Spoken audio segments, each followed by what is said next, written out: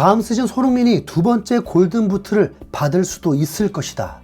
풋볼 런던의 토트넘 1티어 기자 알레스테오 골드가 팟캐스트에 출연해서 직접 한 말입니다.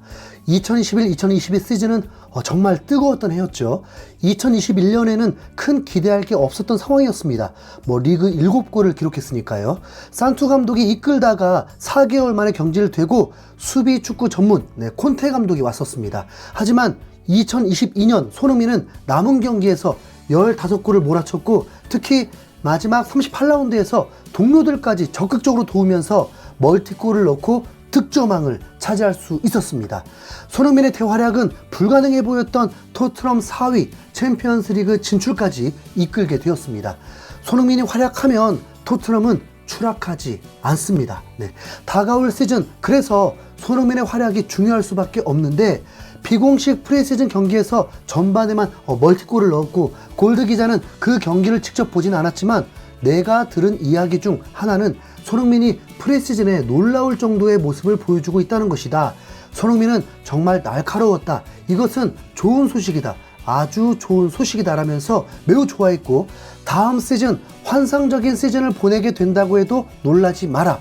누가 알겠나, 아마도 다음 시즌 손흥민이 두 번째 골든부트를 받을 수도 있을 것이다. 또 손흥민은 우승 트로피를 얻고 싶어 할 것이다 라고 하면서 기대감을 불러일으켰습니다. 손흥민은 한국에서 잡음이 좀 있어서 스트레스를 받기도 했지만 공개된 모습들에서는 매우 밝은 모습이었고 잘 쉬고 토트넘으로 복귀했습니다. 그리고 이제 본격적으로 프리시즌에 돌입하면서 공식적인 프리시즌 첫 경기가 예고되어 있습니다. 첫 경기는 스코틀랜드의 명문구단이라는 하츠와의 경기입니다. 이 경기를 위해서 토트넘 선수들은 스코틀랜드로 떠났습니다. 하츠는 지난 시즌에 3위를 차지했던 구단이고 하츠 홈구장에서 토트넘 창단 150주년을 기념하는 경기를 개최하게 됩니다. 구장은 2만석 정도로 대형 구장은 아닙니다. 하츠는 유로파리그 출전권도 따놓아서 유로파리그에서도 혹 맞붙을 수도 있는 팀입니다. 그냥 무시할 수는 없는 팀이라는 거죠. 최근 맨유는 노르웨이 원정에서 0대1로 패배하기도 했거든요. 기량보다 더 심각했던 건 선수들의 몸 상태가 노르웨이 클럽팀보다 훨씬 좋지 않았고 그건 시즌을 제대로 준비하고 있지 않고 있는 정신 상태라는 게 드러난 거죠. 토트넘은 비공식 경기에 대승을 거뒀지만 이제 공식 경기에서 맨유 같은 일이 벌어지지 않도록 특히 캡틴 손흥민에게 이번 시즌이 얼마나 중요한지 안다면 동료들이 정신 바짝 차리고 경기에 임해야 합니다. 손흥민은 이번 시즌 결과에 따라서 팀을 떠날 수도 있는 기회가 생깁니다. 손흥민은 다가올 시즌을 치를 때까지 32살인데 1년 연장 옵션이 발동될 확률이 더 강해지면서 토트넘 시즌 결과에 따라서 이적할 수 있게 됩니다. 우선 1년 연장이라는 것 자체가 토트넘 구단 성향상 이번 시즌이 마지막이라고 보면 됩니다. 무조건 이적료를 남기려 하기 때문에 계약 종료까지 데리고 있는 구단이 아니거든요. 손흥민이 떠날 수 있는 기회는 딱 두 가지입니다. 손흥민이 우승컵을 들어버린다? 물론 우승컵의 종류에 따라 다를 수 있는데 리그 우승을 해버린다면 찬사받고 기쁨의 눈물을 흘리면서 떠날 수 있을 듯하고 FA컵이나 카라바오컵 우승이라면 애매하게 될 것 같습니다. 아무리 상상해봐도 카라바오컵 우승했다고 엄청난 흥분이 일어날 것 같지는 않습니다. 득점왕 때의 기쁨보다 덜할 듯하죠. 그리고 토트넘을 떠날 수 있는 두 번째는 빅클럽들과 아스톤빌라, 뉴캐슬에게까지 밀려서 추락해버린다면 손흥민도 가능성 없다는 판단에 떠나려 할 것이고 토트넘도 리빌딩을 더 가속화하기 위해서 떠나보낼 것입니다. 솔직히 확률이 낮은 건 아닙니다. 이 모든 건 한 끗 차이라고 봅니다. 어설프게 2위, 3위 이러면 또 어떻게 될지 모르겠고요. 토트넘의 상황을 보면 먼저 오랜만에 프리미어리그 인저리를 보니까 토트넘이 부상자가 제로였습니다. 솔로몬까지 돌아왔고 세세뇽 같은 장기 부상자는 아예 떠나 보내버렸고요. 임대 선수 포함해서 부상자가 없습니다. 그리고 최근 유로, 코파 대회까지 치르면서도 부상자는 발생하지 않았습니다. 특히 주목할 선수는 로메로일 텐데 로메로는 아르헨티나의 주전 센터백으로 부럽게도 메이저 대회 3연속 우승을 하는 기쁨을 얻게 되었습니다. 로메로가 태클 성공률 1위였다고 하더라고요. 로셀소도 있긴 한데 로셀소는 토트넘 때와 마찬가지로 주전은 아니었습니다.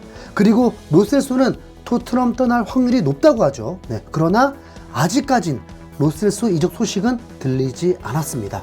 그리고 호이베르도 떠날 거라고 했으니까 뭐 관심 가질 필요는 없을 듯 하고요. 네, 이번 프리시즌 첫 경기에서는 어떤 선수들이 함께할지가 아직 정해지지 않았습니다.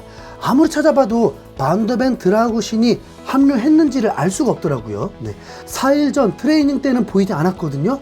그렇다고 뭐 이후에 합류했다고 해서 바로 프리시즌 첫 경기에 투입될지는 모르겠습니다. 네, 드라구신은 6월 30일에 탈락을 했기 때문에 돌아올 시간이 됐고, 반더벤은 일주일 전에 짐을 쌌지만 벤치 자원이라서 뭐 별로 뛴 게 없습니다. 네, 일주일 쉬고 돌아와도 충분할 텐데요. 토트넘과는 전혀 상관없지만 케인 같은 선수야 뭐 3주 정도 쉰다고 해도 뭐 이해해 줄 수는 있겠죠. 네, 새로운 레전드 캐릭터를 만들면서 무관의 역사를 썼고 유로 결승전에서도 패배하면서 충격이 컸을 테니까요. 네, 뮌헨 구단 측에서 휴가를 3주를 줬다고 하더라고요. 네, 아마도 본인 요청도 있지 않았겠습니까? 네, 그러면서 한국에서 열리는 토트넘 뮌헨과의 경기에 케인은 오지 않게 되었습니다. 네, 우선 전혀 아쉽지 않다는 거. 네, 본래 토트넘과 뮌헨과의 약속은 토트넘 홈 경기장에서 매치를 하기로 되어 있던 거기 때문에 그 경기에 맞춰서 케인이 몸을 다시 만들지 않을까 예상해 봅니다. 아마 그 경기에서 안 뛰면 뭔가 위반이 되겠죠. 네, 자, 아무튼 토트넘은 대륙별 대회에 데미지는 없게 되었습니다.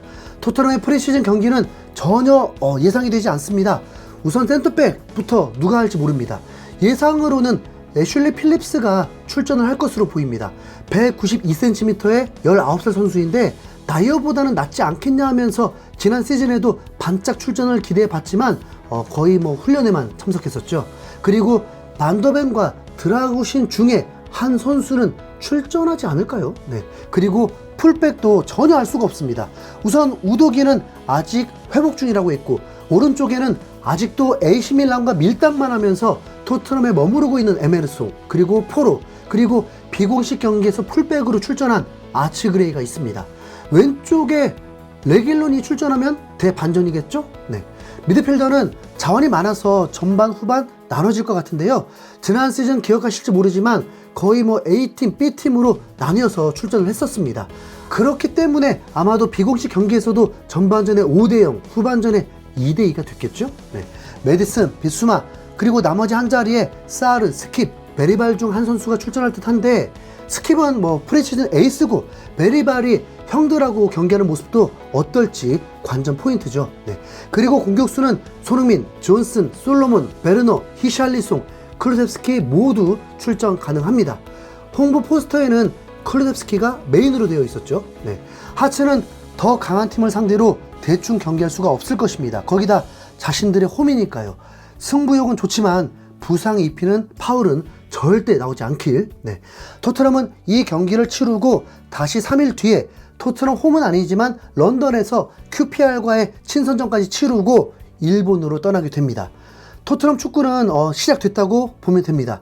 일정이 매우 타이트하거든요. 네, 그만큼 선수층이 두터워야 합니다. 네, 빨리 두세 명 더 영입이 이루어지길. 네, 최소 일주일에 한 경기씩 경기가 있고 이적 소식도 나올 거니까요. 이제 좀 흥미롭겠죠? 네, 내일 새벽 3시 경기입니다.